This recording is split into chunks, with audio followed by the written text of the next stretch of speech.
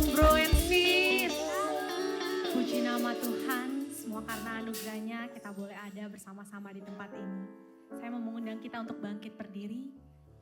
Setiap hari adalah anugerah dari Tuhan, mari kita mau sama-sama bersuka cita pada hari ini. Hidupku ada di tangan-Mu, Kau beri rancangan yang terindah. Tak hanya yang baik saja yang ku terima,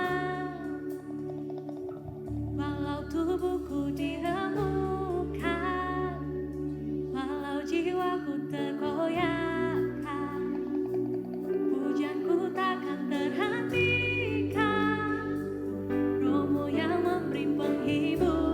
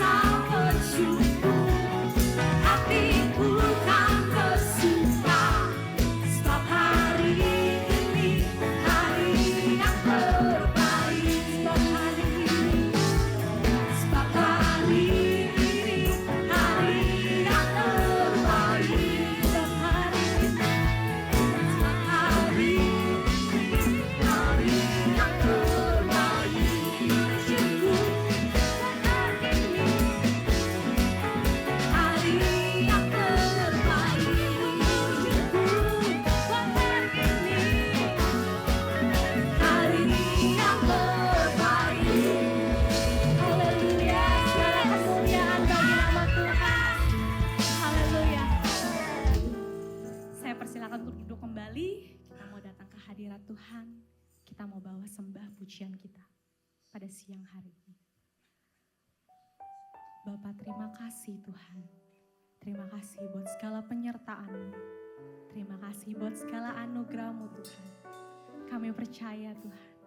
Kami ada, kami kuat Tuhan hari ini itu semua karena anugerah-Mu. Kami mau ucap syukur Tuhan. Kami mau bawa hati kami. Kami mau bawa pujian kami Tuhan pada siang hari ini Tuhan. Biarlah hanya nama-Mu yang dapat kami permuliakan Tuhan. Engkau hadir Tuhan di setiap hati kami Tuhan. Di tengah ibadah ini Tuhan. Kami siap Tuhan untuk memuji memuliakan nama-Mu. Haleluya Yesus.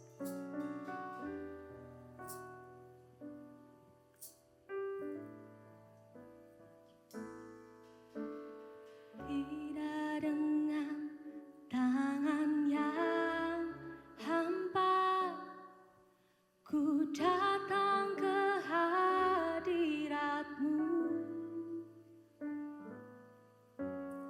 menyatakan rasa syukurku atas segala berkat-Mu. Tidak dengan tangan yang hampa, ku sujud menyembah-Mu, persembahkan seluruh hidupku di atas mezbah-Mu.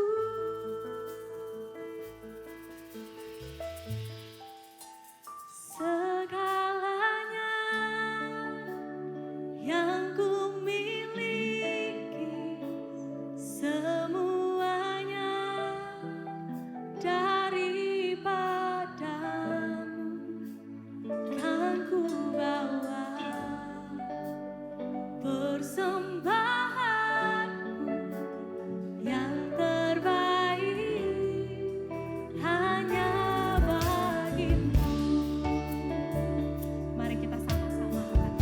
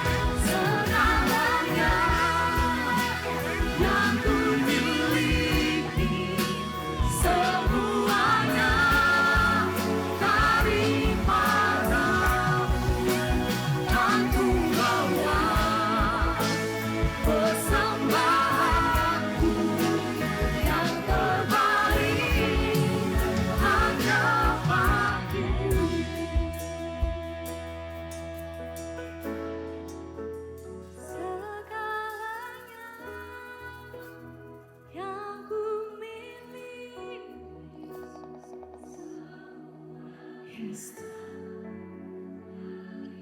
Haleluya Yesus. Kasih Tuhan.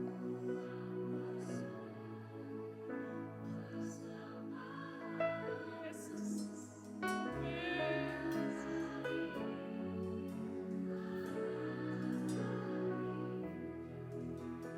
Segalanya yang ku beri, ini kami Tuhan. Yesus, terima kasih.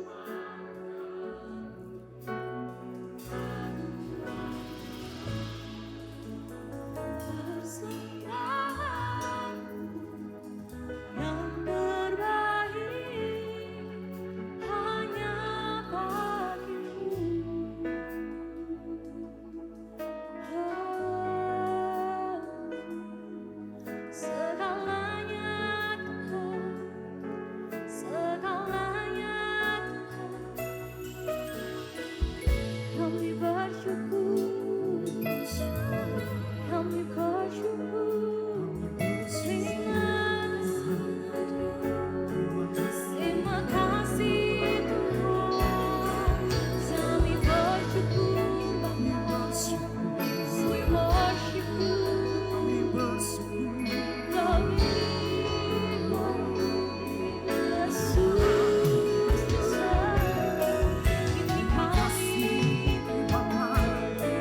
Ini kami, Yesus.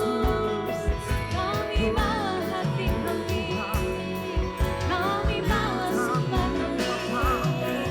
Haleluya, Yesus. We worship you.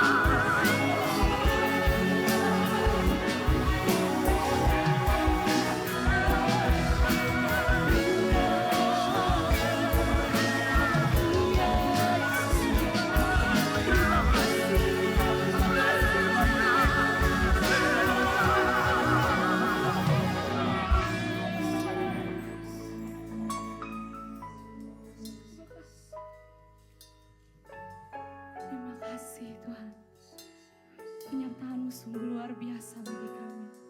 Kami mau naikkan pujian syukur kami Tuhan, hanya bagi-Mu Yesus.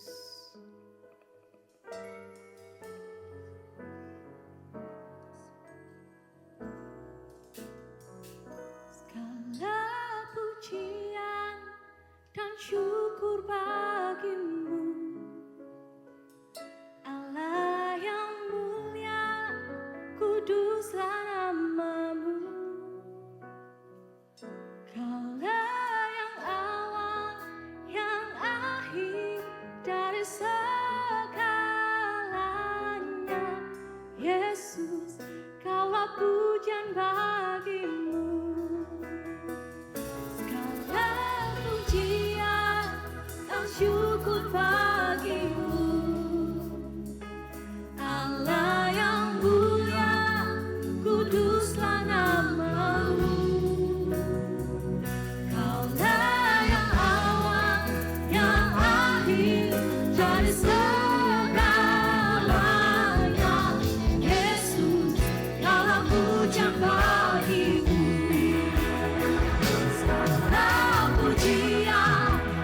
syukur bagimu.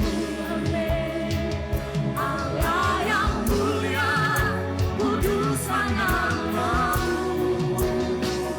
Allah yang awal, yang akhir, dari segalanya.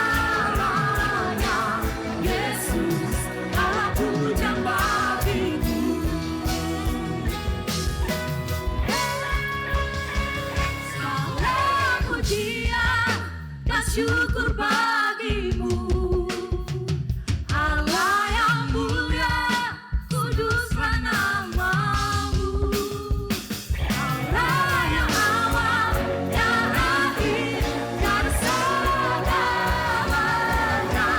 Yesus, Allah pujian bagimu.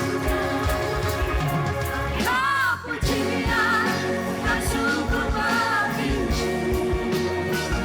Allah yang mulia, kuduslah namamu.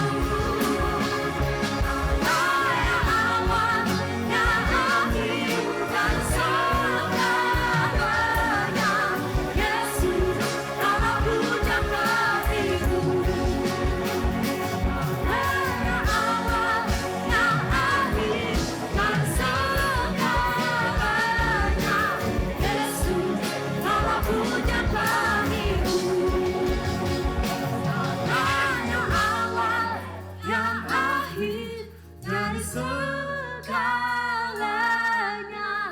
Yesus, Kaulah pujian bagiku. Haleluya. Mari yang percaya semua kita katakan amin. Haleluya. Sebab segala kemuliaan hanya bagi nama Tuhan. Saya persilakan untuk kita bangkit berdiri. Kita mau nyatakan dengan iman lagu ini. Sebab Tuhan yang kita sembah, Dia Allah yang mulia. Kita mau ikuti kehendaknya. Aku datang ya Tuhan untuk penuhi panggilan, menjadi saksi iman melalui pujian. Kami mau bernyanyi Tuhan, menyanyi, menari untukmu Allah.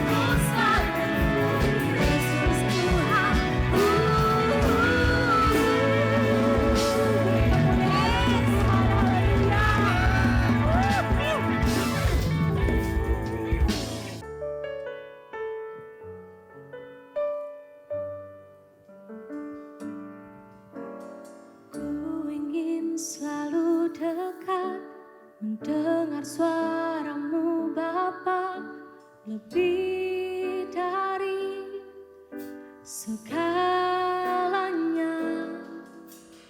Ku ingin mengenalmu, rahasia hatimu, hanya itu rinduku. Memilihmu bagian yang terbaik, selamanya tak akan terganti. Harta yang paling berharga hanya Kau Yesus selamanya.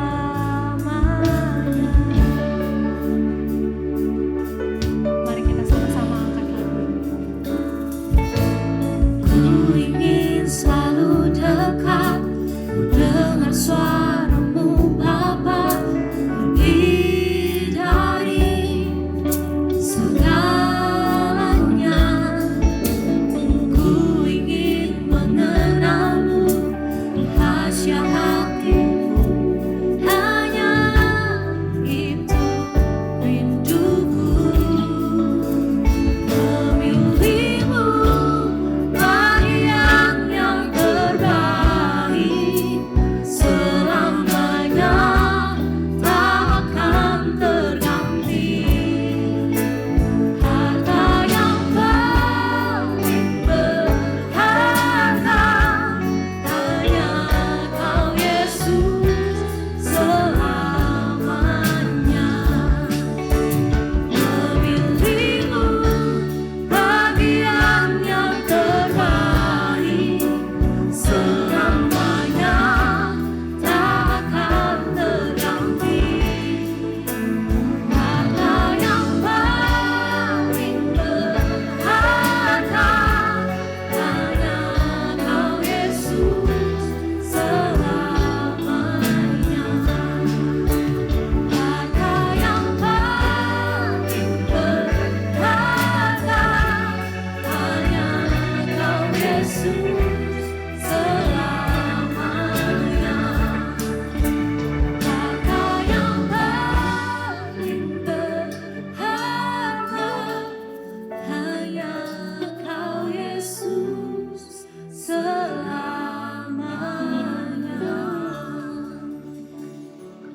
Oh Yesus adalah harta yang paling berharga buat kami ya Tuhan. Kami bersyukur, kami berterima kasih Tuhan. Karena kami punya Tuhan yang luar biasa dahsyat. Kami punya Tuhan yang luar biasa mengasihi kami. Oh Tuhan yang gak pernah meninggalkan kami sedetik pun ya Tuhan. Ada banyak hal yang tidak bisa kami mengerti. Ada banyak hal yang harus kami lewati. Bahkan di dalam lembah kekelaman kami, Engkau selalu bersama-sama dengan kami ya Tuhan.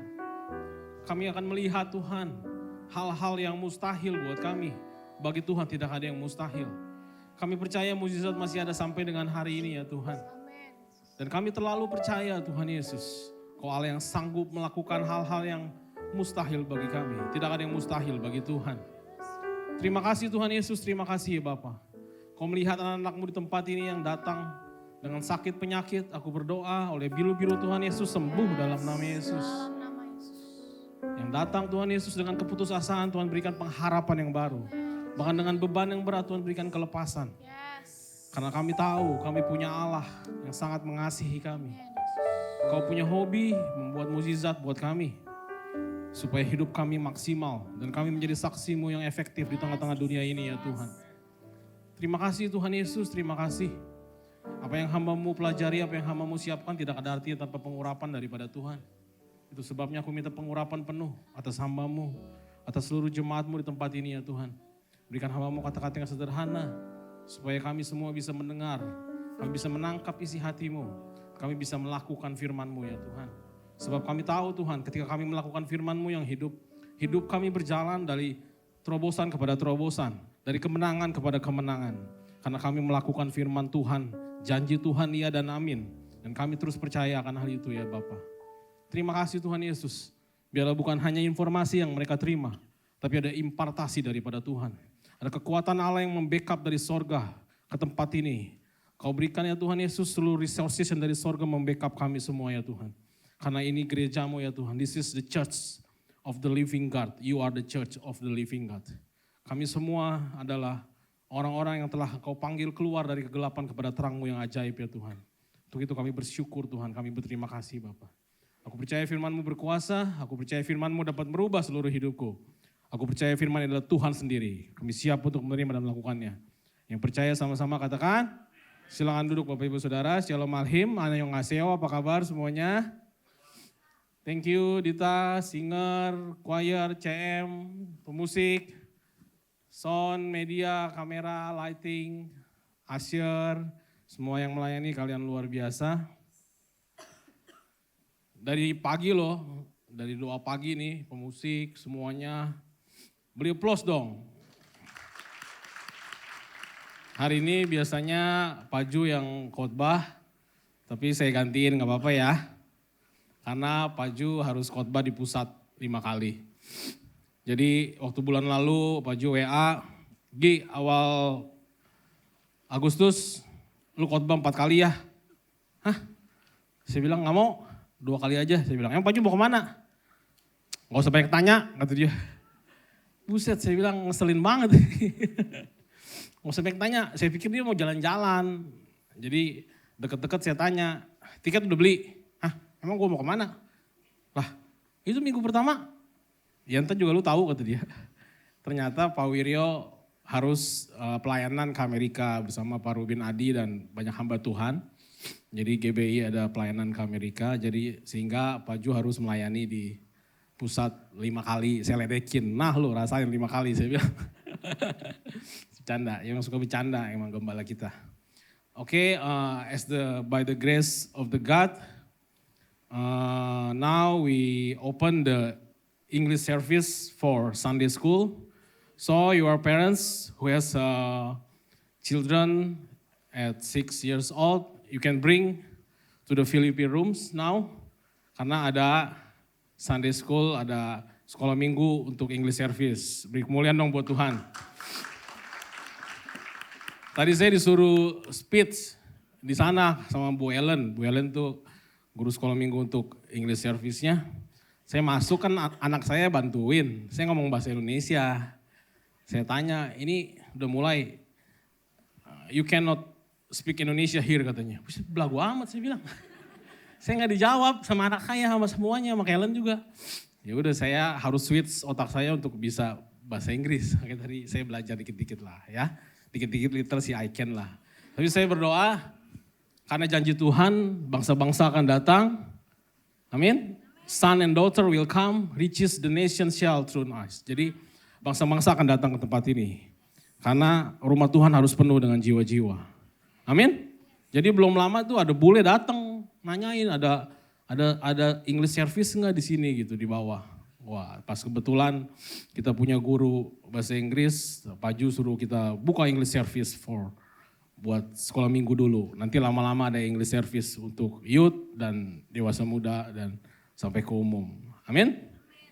Oke, hari ini saya bawakan bahan daripada Pak Wiryo Pak Ju yaitu Walking with God.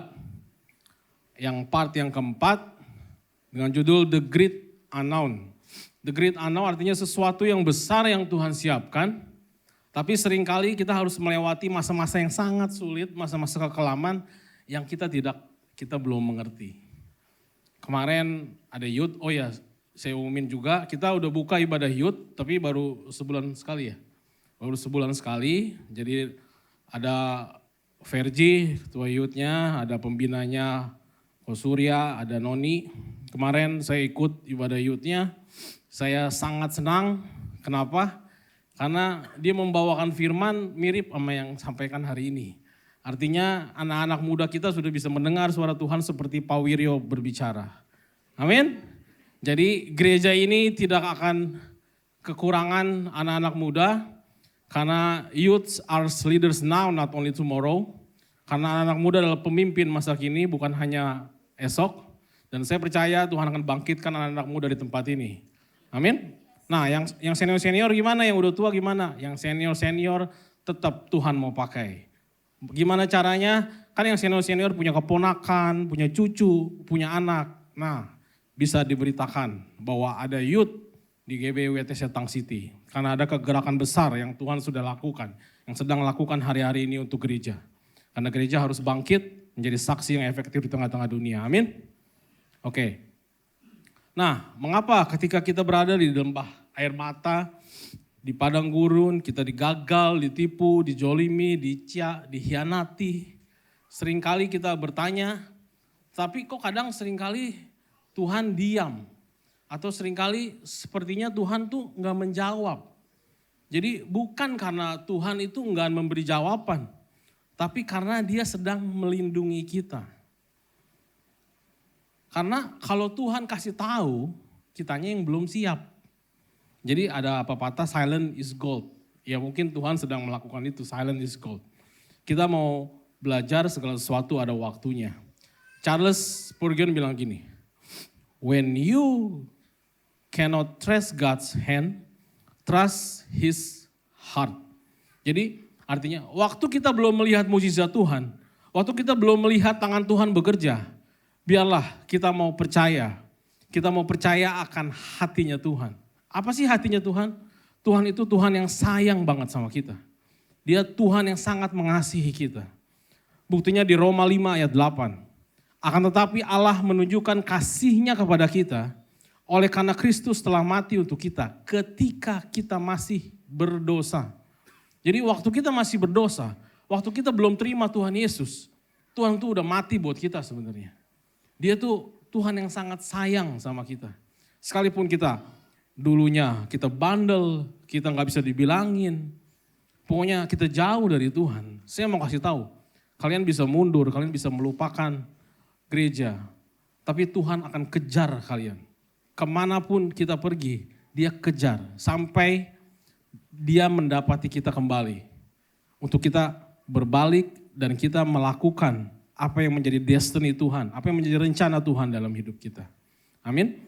Karena Tuhan punya kepentingan untuk dia membuat kita sukses.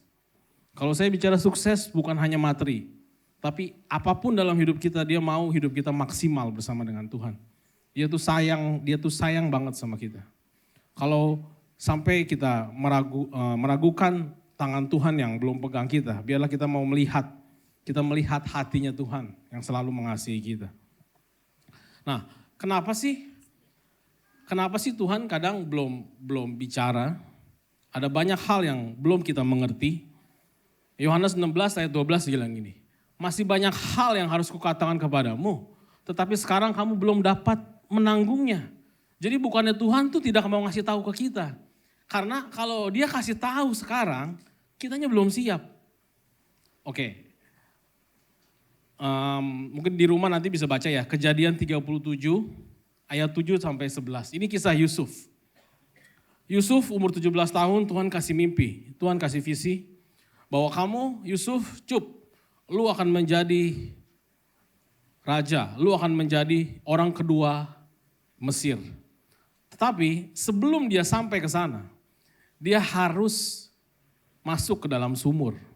Bahkan Alkitab mencatat saudara-saudaranya nanti akan menyembah dia karena Yusuf akan dipromosikan Tuhan. Tapi sebelum mencapai istana, Yusuf harus melewati, dia harus dihianati, dia harus dijual menjadi budak, masuk ke dalam sumur, kemudian ke rumah Pontifar, digoda sama Tante Poti. Tapi Yusuf kemudian dipenjara, difitnah. Tapi finally dia ada di istana. Tapi coba kalau misalnya Tuhan bilang, sebelum lu nanti ke istana, nanti lu akan dicoblosin ke sumur, lu akan di penjara. Kira-kira Yusuf mau gak berjalan? Gak mau, sama seperti kita. Sebenarnya Tuhan tuh kasih sesuatu yang besar dalam hidup kita. Tapi sebenarnya bukan untuk Tuhan jelaskan. Penderitaan yang dialami oleh Yusuf merupakan sebuah proses persiapan yang harus dijalani, bukan dijelaskan. Jadi, hari ini saya nggak tahu apa yang menjadi pergumulan you are guys and ladies di tempat ini. Kalau masih ada masalah yang belum Tuhan jawab, saya mau kasih tahu memang kita harus jalani. Tuhan gak perlu jelasin dulu, nanti one day kalian akan bisa mengerti. Kita akan mengerti bahwa Tuhan itu nanti baik. Karena saya percaya bahwa rancangan Tuhan dalam hidup kita adalah rancangan damai sejahtera. Bukan rancangan kecelakaan yang memberikan kepada kita hari depan yang penuh pengharapan. Amin. Setiap kali Tuhan diam, bukan berarti dia tidak peduli. Melainkan sedang melindungi kita agar kita sampai kepada rencananya. Jadi tadi saya udah bilang, kalau si Yusuf dikasih tahu dulu bahwa dia akan dihianati, dia akan dijeblosin ke sumur, dia tidak akan mau berjalan. Tapi karena dia tidak dikasih tahu dulu, dia hanya dikasih tahu ujungnya. Bahwa engkau akan menjadi orang kedua di Mesir, engkau akan punya otoritas di Mesir, akan menjadi raja di Mesir. Dia pegang janji itu. Sekalipun dia harus berjalan di dalam lembah kekelaman, dia harus melewati universitas sumur, universitas Potifar, universitas penjara. Tapi dia tetap, karena dia pegang janji Tuhan, ujungnya di istana. Dan saya mau kasih tahu, semua masalah yang kita hadapi hari ini, tidak ada expired date-nya. Pasti ada expired date-nya. Karena ujungnya hidup kita juga di istana. Istana bicara tentang apa? Istana bicara tentang janji Tuhan. Karena Yohanes 10 ayat 10 bilang, aku datang untuk memberikan hidup dan hidup dari segala kelimpahan. Kata hidup bahasa aslinya adalah zoe, di mana berarti hidup itu kita mati rohani, kita yang dahulu rusak, kita yang dahulu tidak berharga, tapi karena kita sudah mengenal Tuhan Yesus, Tuhan yang bisa pulihkan total 180 derajat. Sehingga hidup kita menjadi berguna, bisa menjadi berkat buat banyak orang. Dan hidup di dalam segala kelimpahan. Saudara, kelimpahan itu seperti luber. Artinya cukup Tuhan, udah cukup Tuhan, cukup. Sampai kelimpahan seperti itu. Dan itu yang Tuhan mau dalam hidup kita. Amin? Saya mau bersaksi Bapak Ibu Saudara. Semenjak saya kenal Tuhan, saya bergereja, saya ikut Pak Wiryo udah 20 tahun lebih dari sebelum Pak Wiryo buka GBWTC. Sebelum saya menikah dari youth, saya ingat banget saya duduk paling belakang. Pak Wiryo selalu bilang, kalau kamu hidup hanya mau menjadi orang kaya, kamu miss daripada destiny. Sering kali, udah puluhan kali saya dengar. Saya sebagai anak muda yang diajar dari kecil, kamu harus sekolah yang rajin, yang pinter supaya nanti banyak duitnya. Tapi kalau jadi orang kaya, kenapa gak boleh? Kamu miss dari destiny, kata. Saya pusing saudara, sampai hari ini saya baru mengerti. Karena saya tahu setiap mukjizat kesuksesan yang Tuhan beri. Karena Tuhan itu mikirnya cuma jiwa-jiwa. Yang mikir duit tuh kita. Makanya kita sering pusing. Tuhan tuh mikirnya cuma jiwa-jiwa. Jadi kalau kita Tuhan buat sukses, kita Tuhan buat berhasil, sebenarnya tujuan cuma satu, supaya memuliakan nama Tuhan. Supaya semakin banyak orang melihat bahwa waktu ikut Tuhan, itu enak gitu. Sekalipun melewati hal-hal yang tidak enak, tapi Tuhan selalu bersama-sama dengan kita.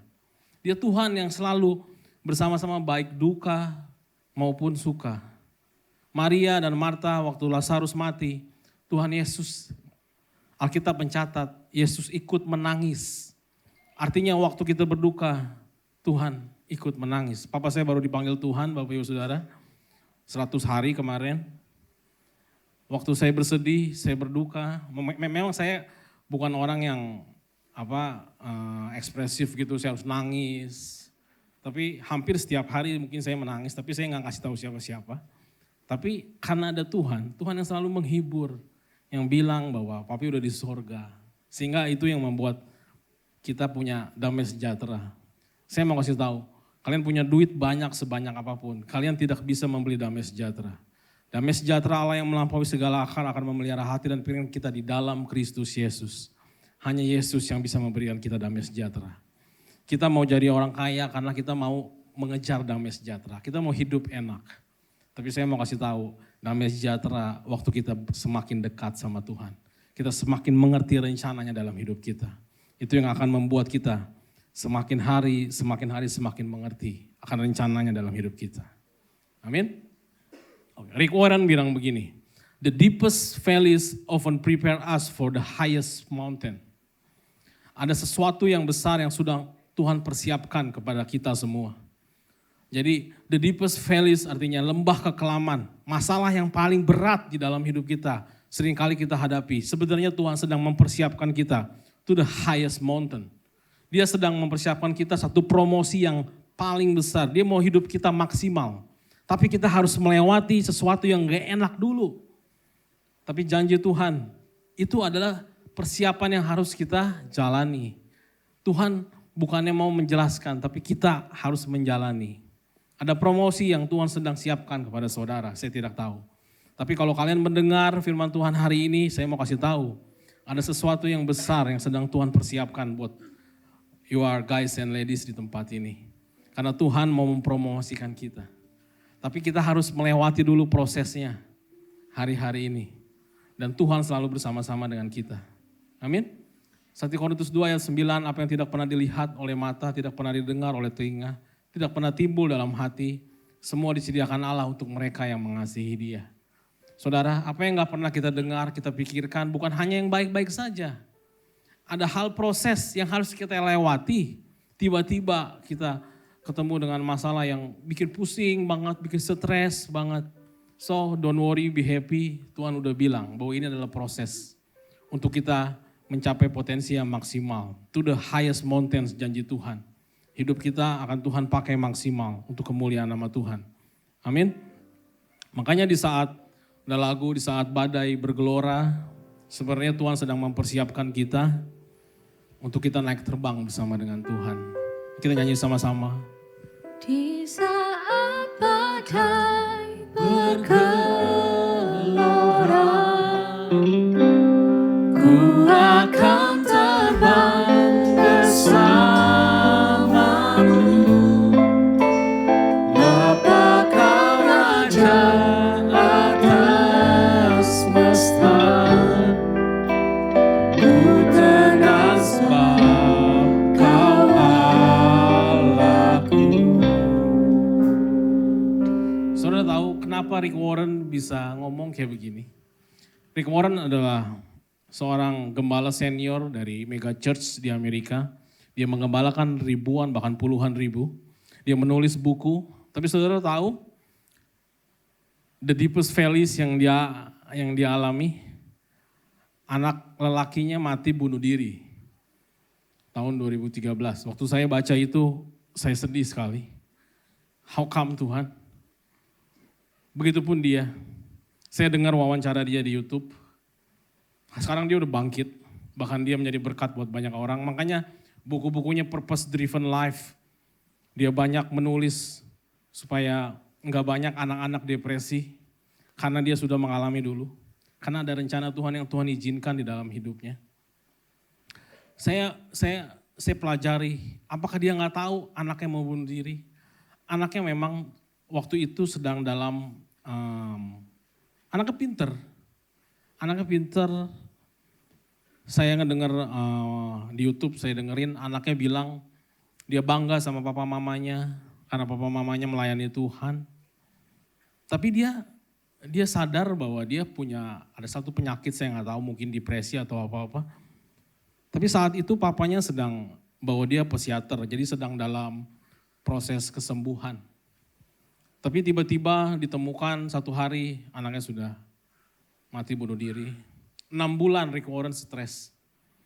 Dia mungkin ya seperti judul khotbah hari ini.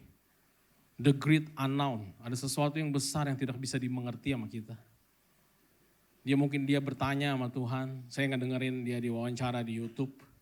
Tapi karena dia sudah menang. Dia bilang dalam 6 bulan itu dia gak berkhotbah. Dia hanya ngobrol sama Tuhan. Dia cuma mau tanya, why Tuhan? 1 hari, 2 hari Tuhan gak jawab. Tapi yang saya senang, dia bilang gini, kenapa saya bisa kuat? Dia gak jawab, dia sudah pasti karena Tuhan yang memberi kekuatan. Tapi dia jawab gini, I have a small group. Artinya dia punya care cell. Kalau dia bilang, if I don't have a small group, maybe dia bilang, saya gak akan ada hari ini. Di small group itu ada yang menguatkan, ada yang mendoakan. Makanya guys and ladies yang belum ikut care cell, please daftarin ikut care cell. Karena kalau di cancel, kalau ada yang sakit kita bisa doain. Jadi nggak sendirian kita. Jadi ada yang saling menguatkan. Ya singkat cerita, dia bisa keluar sekarang dia sudah menulis buku lagi, dia sudah berkhotbah lagi, dia sudah menang. Kayak dia bisa tulis gini, the deepest value often prepare us for the highest mountain. Jadi ada hal yang paling buruk yang Tuhan izinkan dalam hidup kita. Please, kalau kalian belum mendengar jawaban Tuhan, jangan undur dari gereja, apalagi pindah gereja, please. Karena tidak ada gereja yang sempurna. Sekalipun ada gereja yang sempurna, ketika kamu masuk menjadi tidak sempurna. Amin. Please. Karena Tuhan sedang mempersiapkan kita menjadi satu highest mountain. Satu hidup yang maksimal bersama dengan Tuhan. Yang waktu kita sampai ke tempat itu kita akan bersuka cita. Kita akan hanya bilang, kita hanya kagum dan hormat akan Tuhan. Nah, ada 4 syarat, guys and ladies, untuk menerima jawaban dari Tuhan. Jadi waktu lembah kelam, Tuhan tuh pasti jawab, tapi ada syaratnya. Yang pertama adalah timing, yaitu waktu. Pada waktunya penyediaan Tuhan terjadi secara supranatural. Mazmur 105, 16-19.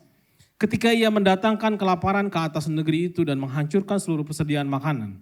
Diutusnyalah seorang mendahului mereka, Yusuf, yang dijual menjadi budak. Mereka mengimpit kakinya dengan belenggu, lehernya masuk ke dalam besi. Sampai pada saat firman-Nya Tuhan genap dan janji Tuhan membenarkannya. Jadi dengar baik-baik. Waktu itu di Mesir akan terjadi kelaparan. Tuhan kita itu Tuhan yang baik. Sebelum terjadi kelaparan, dia sudah bilang sama Yusuf, dia sudah utus Yusuf untuk bakal menyelesaikan masalah kelaparan. Tapi Yusuf tidak dikasih tahu bahwa dia harus melewati, dimasukin ke sumur, menjadi budak, di penjara, difitnah sama Tante Poti, dan lain sebagainya. Tapi yang penting dia percaya akan janji Tuhan bahwa dia akan menjadi pemimpin yang besar di Mesir. Dan akhirnya karena janji Tuhan itu pasti digenapi. Amin. Charles Stanley bilang begini, God's timing is always perfect. Waktunya Tuhan itu selalu yang terbaik. Sebelum dia mempromosikan saudara, dia akan persiapkan kita pada waktunya sampai kita siap. Nah, ini ada coret-coretan dari Pak Wiryo. Nah, yang kita tahu waktunya kita itu kronos, kita ini. Tapi Tuhan punya waktu yaitu kairos. Umur 17, Tuhan bicara sama Yusuf. Cub, lu akan menjadi penguasa Mesir. Tetapi masa penantian, yaitu proses yang Ucup harus lewati. Dia dijual oleh kakak-kakaknya, dimasukin ke sumur, kemudian dia belajar di Universitas Potifar. Di situ dia belajar mengatur, karena dia percayakan seluruh rumah Potifar. Dia ngatur keuangannya, dia ngatur waktu, dia ngatur asisten rumah tangga dan lain sebagainya. Terus dia digoda sama Tante Poti. Untungnya dia berhasil menang. Jadi pria-pria dengar baik-baik. Kalau ada godaan wanita, jangan kalian sok kuat. Wah, aku udah kenal Tuhan nih, aku kuat. Nggak ada yang kuat, saya kasih tahu. Pendeta manapun tidak ada yang kuat dengan rayuan-rayuan wanita. Jalan yang paling benar adalah lari. Yusuf udah ajarin. Pak Wiryo sering ajarin. Kalau kalian ngelihat sesuatu yang kurang bahan, cewek kurang bahan gitu ya, pakai yang seksi-seksi. Boleh lihat 3 detik. Berapa detik? 1, 2, 3 langsung lengos. Nggak boleh diterusin, karena kalau diterusin berbahaya. Karena Pak Wiryo sering bilang, dan ini sudah saya buktikan, benar terbukti memang. Jadi kalau ada istri saya nih, ada yang seksi, kalau misalnya saya ke Bali atau ke luar negeri nih, ada yang seksi, saya sengaja 1, 2, 3. Habis itu tabok sama istri saya. Tapi nggak terus-terusan gitu. Saya kan demen foto ya. Jadi malahan kalau ada istri saya, ada yang seksi gitu, saya sengaja saya foto gitu. Tapi kalau sendirian malah saya nggak berani. Saya bercanda sih itu sama dia. Tapi nggak boleh ya, harus lari. Amin. Nah, ini sampai mana ya? Oh Musa. Kronosnya Musa, Tuhan bilang sama Musa, itu umur 40. Waktu umur 40, Tuhan bilang sama Musa, Musa, kamu akan menjadi pemimpin, kamu akan membebaskan bangsa Israel dari perbudakan Mesir. Musa bilang, gue gak bisa Tuhan, gue gak bisa ngomong. Aku akan menyertai engkau kemanapun kau pergi. Siap, kata Musa. Akhirnya Musa bisa berjalan. Tapi penggenapan kairosnya Tuhan, waktu Musa umur 80, baru digenapi. Artinya 40 tahun. Mungkin Musa protes sama Tuhan. Yusuf cuma 13 tahun Tuhan. Gue kenapa 40 tahun? Itu misteri ilahi. Jadi masing-masing punya masa penantian masing-masing. Jadi jangan ngelihat rumput tetangga, kadang rumput tetangga lebih hijau. Jadi biarlah kita berproses dengan diri kita masing-masing. Cuman yang terpenting adalah kita terus berdoa, terus berharap sama Tuhan, terus percaya akan hatinya Tuhan, bahwa dia Tuhan yang baik, Tuhan yang gak pernah meninggalkan kita pasti bisa melewati proses kita masing-masing. Amin. Nah, 13 tahun, 40 tahun, itu adalah masa penantian. Ada lagu bagus Bapak Ibu Saudara, Franky Kuncoro yang nyanyiin. Masa penantian, Masa yang indah, walau tak mudah, namun ku mau bersabar. bersama Tuhan semua akan indah. Bila ku tak mampu, Tuhan kan mampukan. Kuasanya sempurna, mampukan ku dapat bertahan. Bersama Tuhan semua akan indah. Ku kan tetap menabur. Ku kan tetap menabur dalam masa penantian. Walau penuh air mata, namun ku takkan menyerah. Perjuanganku kan jadi tua yang indah. Tuhan memampukan, aku pasti menang. Haleluya. Abraham umur 75 tahun, Tuhan janji sama Abraham, kau akan menjadi bangsa yang besar, keturunanmu akan banyak seperti bintang di langit, seperti pasir. Mungkin waktu terima itu Abraham bingung kali, buset gue udah umur 75, Sarah udah menopause. Umur 99 Tuhan ingetin lagi, Abraham tahun depan lu akan melahirkan, Sarah akan melahirkan Ishak. Ketawa-ketawa kali si Sarah sama si Abraham, hihihi, gue udah menopause, sudah gak pernah berhubungan, gimana bisa punya anak. Tapi saya mau kasih tahu, kalau Tuhan sudah berjanji, dia pasti genapi. Umur 100, Ishak lahir. Dan kita ini semuanya keturunan Ishak, Bapak Ibu Saudara. Dan kalau Tuhan udah berjanji, Tuhan pasti genapi. Ada masa penantian 25 tahun, Abraham juga. Tapi masa penantian itu kalau saya bicara tentang hari ini, tentang relevansi hari ini adalah masa persiapan. Nah, pergunakanlah hari-hari ini dengan baik, karena ini adalah masa persiapan yang Tuhan persiapkan buat kita semua. Karena persiapan bertemu dengan kesempatan akan melahirkan sukses. Kesempatan hanya Tuhan yang bisa berikan. Only God give us an opportunity or chance. Jadi waktu kita kita penuh dengan persiapan, bertemu dengan kesempatan yang Tuhan berikan. Karena kesempatan mungkin nggak datang 2 kali. Persiapan ketemu dengan kesempatan itu akan melahirkan sukses. Dan inilah yang Tuhan mau sebenarnya. Tuhan mau hidup kita semuanya sukses. Karena sekali lagi saya kasih tahu bahwa Tuhan punya kepentingan dalam hidup kita supaya kita sukses. Supaya kita mudah bersaksi kemanapun kita pergi. Supaya kita gampang membawa jiwa. Karena teman-teman kita, keluarga kita bisa melihat bahwa wah ini sukses karena Tuhan Yesus. Saya tahu gak mudah karena kita semua anak-anak Tuhan harus menjalaninya seperti Yusuf. Masing-masing punya proses masing-masing. Tapi hari ini ada kabar baik. Tuhan tidak pernah meninggalkan kita. Bahwa kadang Tuhan gak bicara, bukan karena dia jahat, tapi karena belum waktunya. Karena kalau dia ngomong, mungkin kita akan lari. Tapi untuk menjaga kita, untuk melindungi kita. Karena pada waktunya dia akan beri jawaban sama kita. Waktu Tuhan Yesus buat mujizat pertama kali, yaitu pada pernikahan di Kana. Maria bilang gini sama Tuhan Yesus, kita kekurangan anggur, waktu itu mungkin ya, Yosua namanya sih. Tolong ubah air menjadi anggur. Tapi apa yang Yesus bilang? Waktuku belum tiba, Ibu. Waktuku belum tiba. Waktu murid-muridnya ajak Yesus ke hari Paskah juga. Yesus bilang, waktuku belum tiba. Karena Maria melihat kronos. Tapi Yesus selalu melihat kairos. Karena waktu Tuhan selalu perfect. Waktu Tuhan selalu yang terbaik. Saudara tahu perumpamaan. Sebenarnya itu perumpamaan. Waktu Tuhan Yesus mengubah air menjadi anggur. Karena saat itu yang dibutuhkan adalah anggur. Karena lagi pesta itu harus punya anggur. Tapi kehabisan anggur dan harus ada anggur yang baru. Air itu sebenarnya bicara apa sih? Air itu bicara Roh Kudus, Bapak Ibu Saudara.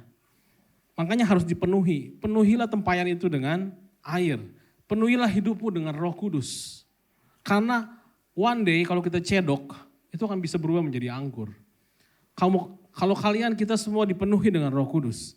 One day kalau kalian cedok, kalian butuh apa? Kalian butuh rumah, kalian butuh masalah yang harus diselesaikan, kalian butuh uang untuk kuliah anak dan lain sebagainya.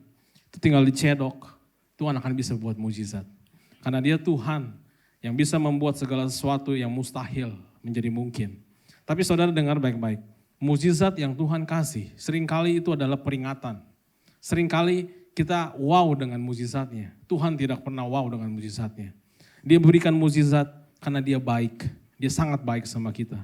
Dia selalu melihat ada hal lain. Waktu Petrus semalaman menangkap ikan nggak dapat apa-apa. Dan Yesus datang dan ikan banyak sekali.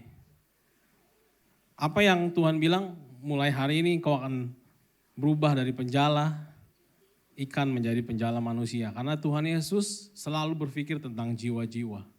Dia tidak pernah berfokus kepada mujizat. Buat dia mujizat hal yang kecil. Tapi kita kadang terfokus hanya buat mujizat. Tapi saya mau kasih tahu, kalau kita terus berjalan bersama dengan Tuhan, mujizat akan menjadi lifestyle kita. Setiap hari kita bisa melihat mujizat.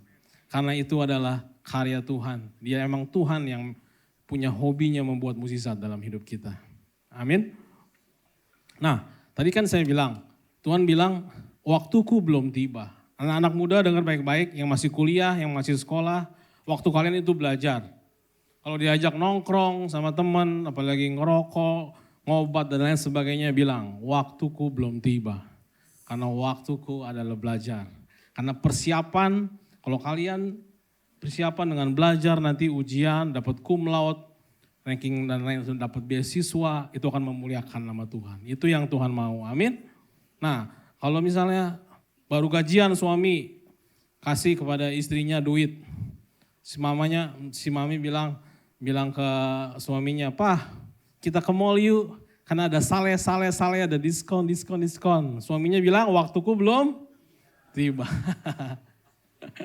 Bercanda. Tapi saya mau bilang gini, kalau ibu-ibu diajak gosip nih, wah kan gosip itu kan digosok makin, gosip itu golongan sedang iblis pakai. Jadi kalau diajak gosip, bilang ibu-ibu waktuku belum tiba. Jadi kalau kalian diperhadapkan dengan sesuatu yang menjauhkan dari kesempatan yang Tuhan kasih, yaitu sebenarnya persiapan yang harus kita lewati. Kalian harus berani bilang, waktuku belum tiba dalam hati. Jadi kalian harus berani punya komitmen bahwa waktuku belum tiba. Karena aku nunggu waktunya Tuhan. Saudara, waktu Abraham dikasih janji, dia pernah jatuh? Dia pernah jatuh karena Sarah gak sabar. Sarah yang nyuruh Abraham, suruh nikahin gundiknya kan. Lahirlah Ismail. Tapi itu Tuhan yang sangat baik. Abraham tetap bertanggung jawab, dia suruh pergi gundiknya dan Ismail dibekalin artinya bertanggung jawab. Sekalipun dia berbuat dosa, tetap Ishak tetap lahir. Karena janji Tuhan, sekali Tuhan sudah berjanji, dia pasti menggenapinya. Amin. Jadi kalau Tuhan kasih janji apapun dalam hidup kita dan hari ini mungkin kalian belum melihat apa-apa. Percaya aja, karena Tuhan punya waktu yang terbaik dalam hidup kita. Amin. Oke, yang kedua adalah maturity, yaitu Galatia 4, 1-3. Apakah kita sudah cukup dewasa untuk menerima apakah yang Tuhan janjikan? Karena segala sesuatu kalau kita belum siap, kita belum dewasa, bukannya Tuhan tidak mau kasih, karena itu akan membahayakan. Sama seperti anak kecil, kalau dia ngelihat mamanya lagi motong, lagi masak, "Mi itu apa? Lucu, bisa motong-motong, pinjem dong." Nggak akan dikasih kan?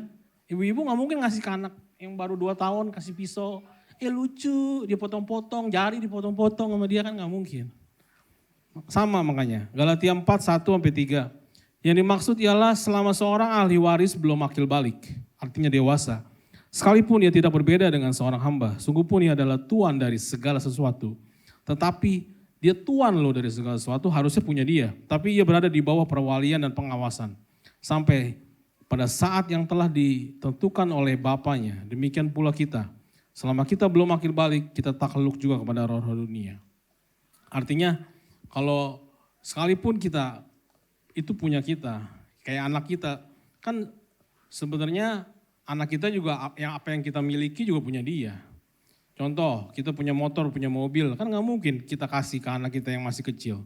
Tunggu dia dewasa dulu, sampai dia 17, 18 tahun kita ajarin, baru kita kasih. Ya sama Tuhan juga, dia nunggu kita dewasa. Nah cara Tuhan mendewasakan kita, dia punya caranya. Saya kasih ilustrasi ya. Ini kertas ini masih polos nih. Masih belum ada apa-apanya nih. Waktu Yusuf terima visi dari Tuhan. Kalau misalnya Tuhan bilang, "Yusuf, lu akan menjadi raja di Mesir." Besokannya langsung jadi raja. Nggak akan kuat Yusuf. Karena dia belum melewati proses. Nggak akan tahan lama. Terus gimana caranya nih? Kalau Tuhan sebenarnya mau membuat ini berdiri. Kita dipromosiin, nggak bisa. Tuhan selalu punya cara. Gimana caranya? Dia remukin kita. Waktu Tuhan remukin kita sakit. Aduh proses sakit Tuhan. Kenapa dia menyakiti aku? Kenapa sih gue punya bos ngeselin terus? Ya karena ada sesuatu yang Tuhan mau bentuk kita. Suami istri ngeselin banget sih nih istri gue. Suami juga nih, suami gue nih ngeselin banget nih. Setiap hari ribut. Tapi terus Tuhan bentuk kita. Tuhan bentuk kita, dia lihat lagi udah cukup apa belum. Tuhan bentuk lagi, Tuhan kasih masalah lagi tiba-tiba. Perasaan kemarin baru selesai, baru sembuh, ada lagi. Kenapa ada aja sih hidup? Aduh, ini cicilan ini belum lunas, ada lagi ini yang harus dibayar dan lain sebagainya. Tuhan lecek lagi, Tuhan proses lagi. Aduh Tuhan kapan selesainya ini?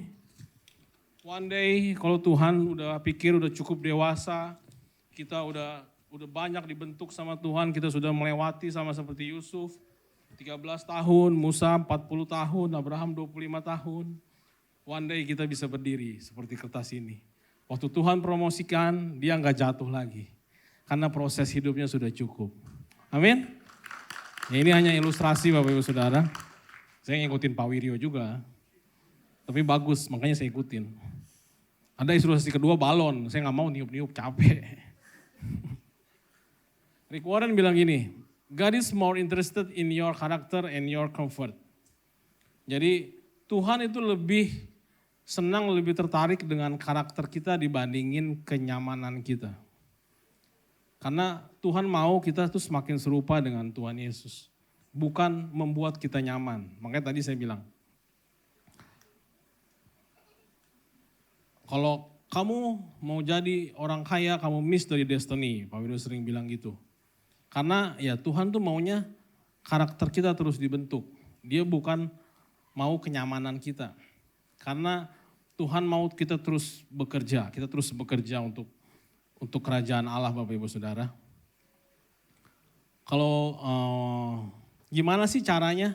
Makanya tadi saya udah bilang, kita ikut Carousel. Di Carousel itu selain kita didoakan, kita diproses. Karena besi menajamkan besi, sesama menajamkan sesamanya.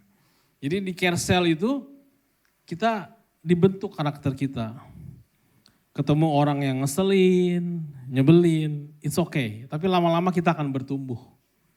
Kita akan bertumbuh. Karena Carousel adalah komunitas yang saling membangun. Tapi bukan sesuatu yang sempurna juga. Tapi kalau kita terus rajin, lama-lama karakter kita akan dibentuk. Sama seperti tadi harus dilecak-lecak dulu, one day Tuhan akan promosikan kita pada waktunya. Amin. Yang ketiga adalah capacity. Apakah kita mampu menampung atau mengerjakan apa yang Tuhan percayakan? Mazmur 105 ayat 21. Dijadikannya dia Tuhan atas istananya dan kuasa atas segala harta kepunyaannya. Artinya kalau selama proses sebenarnya Tuhan sedang memperbesar kapasitas kita. Sama seperti anak kecil yang tadinya hanya bisa baca, tulis, naik lagi belajar matematik, SD, SMP, sampai udah kuliah, bisa bikin program, bisa bikin AI. Kalau saudara amazed gak sih ngelihat AI?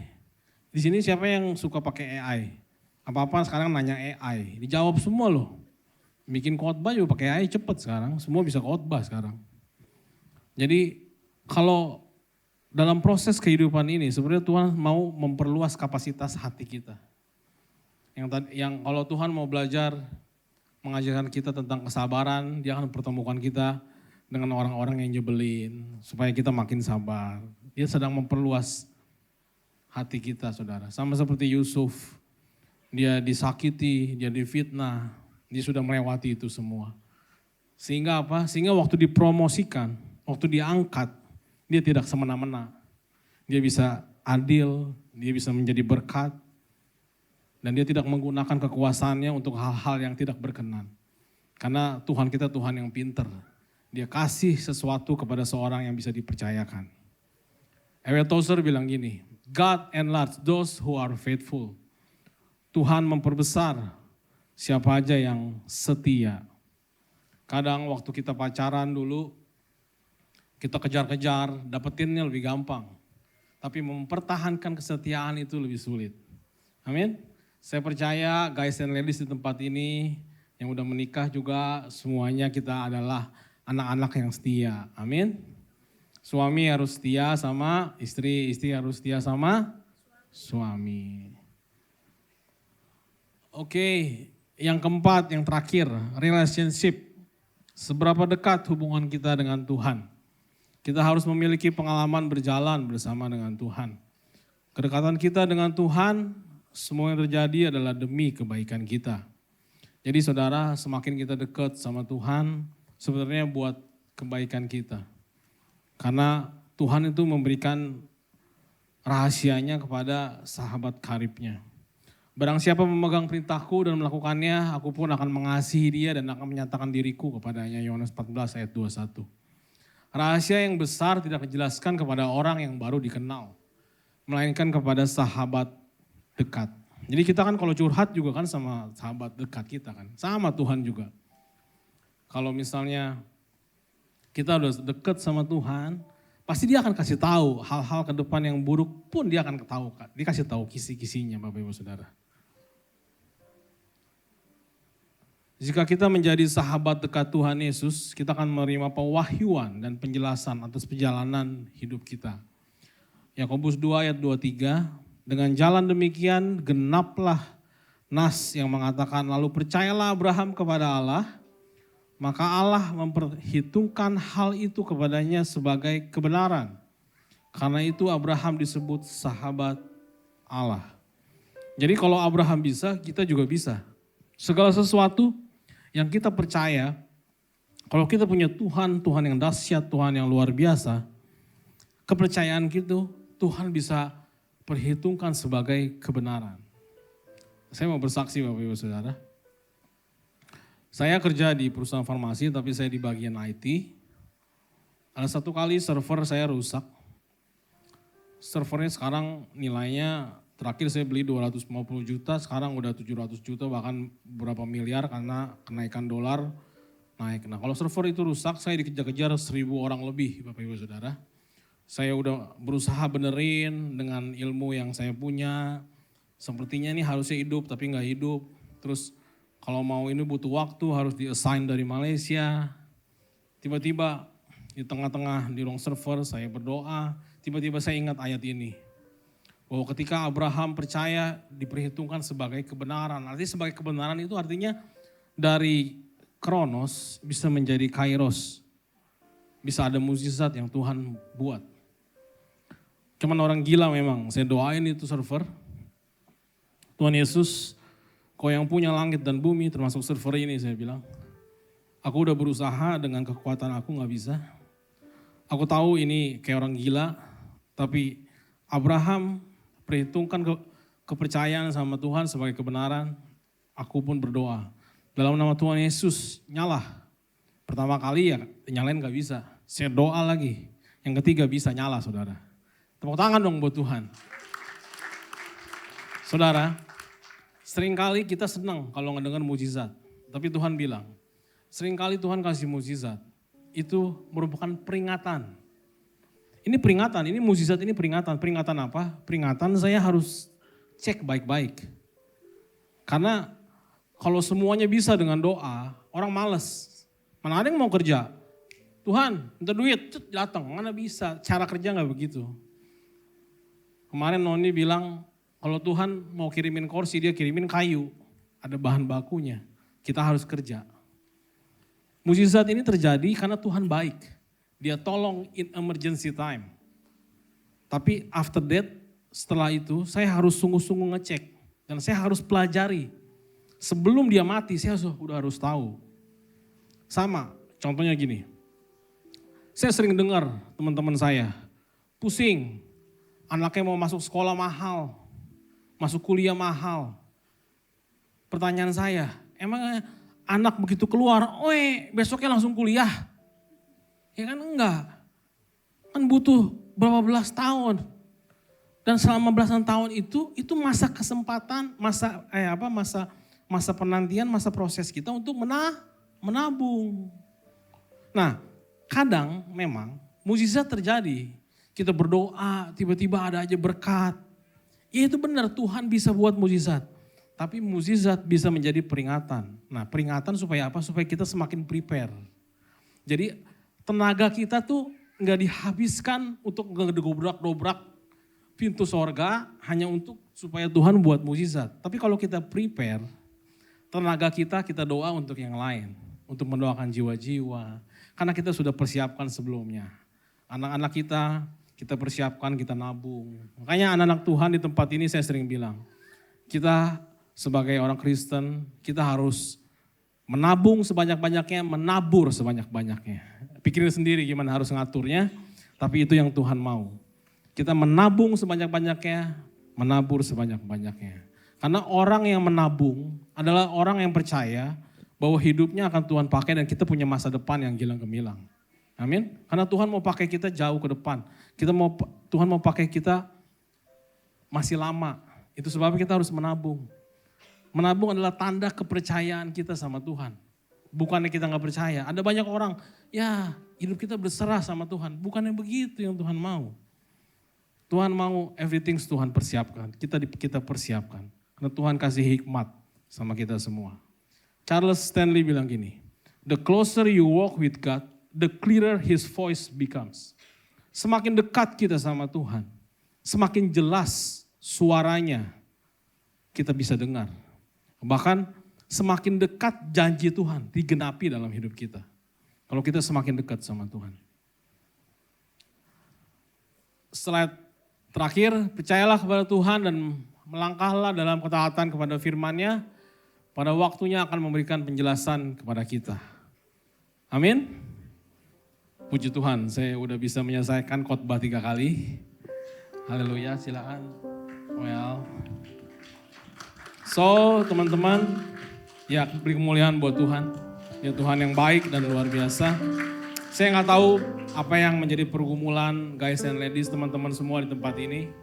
Tapi biarlah saya mau encourage, dia Tuhan yang selalu berjalan dalam lembah kekelaman. Kalau dia belum jawab, bukan berarti dia gak sayang kita, tapi karena belum waktunya. Dan kalau Tuhan jelasin juga bukannya kita malah maju, tapi kita malah mundur. Saya harap semuanya bisa mengerti dan teruslah berharap, teruslah berdoa. Karena Tuhan sedang mempersiapkan satu promosi yang besar buat kita. Dia mau hidup kita maksimal. Dia Tuhan yang sayang sama kita. Kita mau nyanyi. Masa penantian, masa yang indah. Walau tak mudah, namun ku mau bersabar. Bersama Tuhan semua akan indah. Bila ku tak mampu, Tuhan kan mampukan. Kuasanya sempurna, mampukan ku dapat bertahan. Bersama Tuhan semua akan indah. Ku kan tetap menabur dalam masa penantian. Walau penuh air mata, namun ku takkan menyerah. Perjuanganku kan jadi tuai yang indah. Tuhan memampukan, aku pasti menang. Bapak hambamu sudah menyampaikan apa menjadi isi hatimu ya Tuhan. Bila Roh Kudus kau terus mengurapi setiap kami ya Tuhan. Hamba gak tahu apa menjadi pergumulan jemaatmu di tempat ini. Tapi hamba terlalu percaya. Aku berdoa Tuhan yang sakit oleh biru-biru Tuhan Yesus, Tuhan sembuhkan saat ini. Tidak ada masalah yang tidak ada expired date-nya. Itu sebabnya kau yang tahu setiap masalah mereka ya Tuhan. Berikan mereka jalan keluar ya Tuhan. Mereka yang membutuhkan pekerjaan, mereka yang masih bingung dengan masa depan, biarlah mereka punya pengharapan yang baru. Karena aku tahu bahwa rancanganmu dalam hidup kami rancangan damai sejahtera, bukan rancangan kecelakaan. Yang memberikan kepada kami hari depan yang penuh pengharapan. Bahwa masa depan kami hilang gemilang dalam tangan Tuhan. Terima kasih Tuhan Yesus, terima kasih Bapa. Terima kasih untuk pengorbananmu di kayu salib Tuhan. Pengorbananmu sempurna di kayu salib ya Tuhan. Pengampunanmu sempurna atas kami, pemulihanmu sempurna atas kami. Kami mau memperingati kematianmu ya Tuhan. Dengan minum dan makan perjamuan kudusmu ya Bapa. Terima kasih Tuhan Yesus, segala pujian, hormat, kemuliaan bagi nama Tuhan. Mari Bapak Ibu Saudara, kita bagi beri semua, kita persiapkan hati kita untuk masuk di dalam sakramen perjamuan kudus. Apakah Bapak Ibu sudah menerima anggur dan roti perjamuan? Yang belum bisa angkat tangan. Kalau sudah, kita sama-sama mengangkat roti perjamuan kita.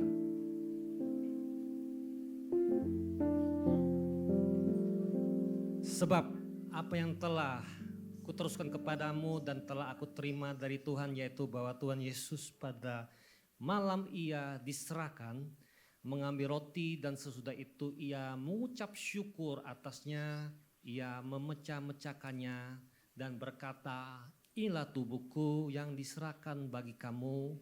Perbuatlah ini menjadi peringatan akan aku, marilah kita makan bersama-sama roti perjamuan di dalam nama Tuhan Yesus Kristus.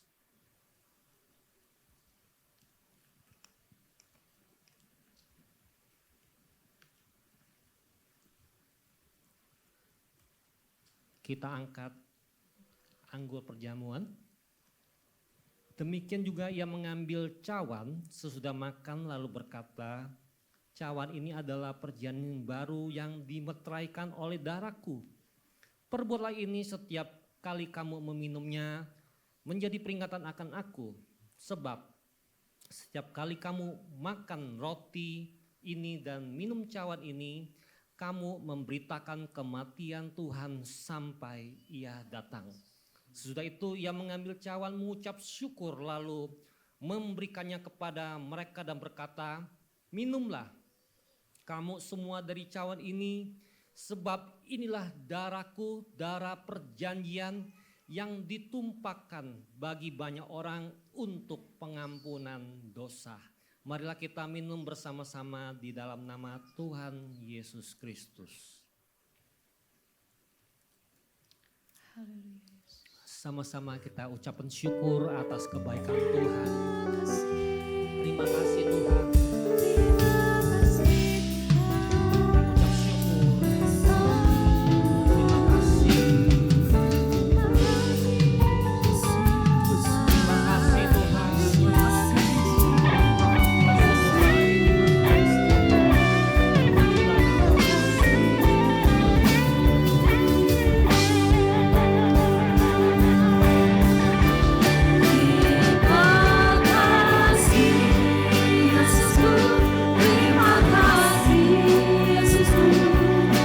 Ucap syukur.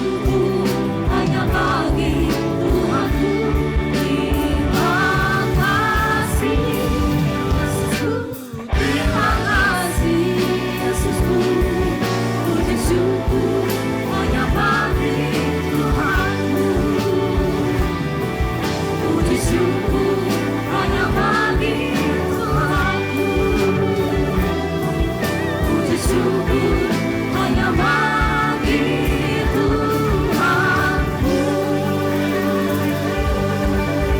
Tuhan. Kasih Tuhan, angkatlah tanganmu, arahkan hatimu, terimalah berkat Tuhan. Tuhan memberkati engkau dan melindungi engkau. Tuhan menyinari engkau dengan wajahnya dan memberi kau kasih karunia. Tuhan menghadapkan wajahnya kepadamu dan memberi kau damai sejahtera. Kiranya berkat damai sejahtera dari Allah Bapa di surga, kasih karunia pada Tuhan Yesus serta persekutuan penghiburan pertolongan dari Allah Roh Kudus dicurahkan segala berkat ke atasmu mulai dari saat ini sampai Maranatha, yaitu kedatangan Yesus Kristus yang kedua kali. Hanya di dalam nama Yesus yang percaya dan menerima berkat sama-sama katakan amin. Puji Tuhan, selamat hari Minggu. Tuhan Yesus memberkati.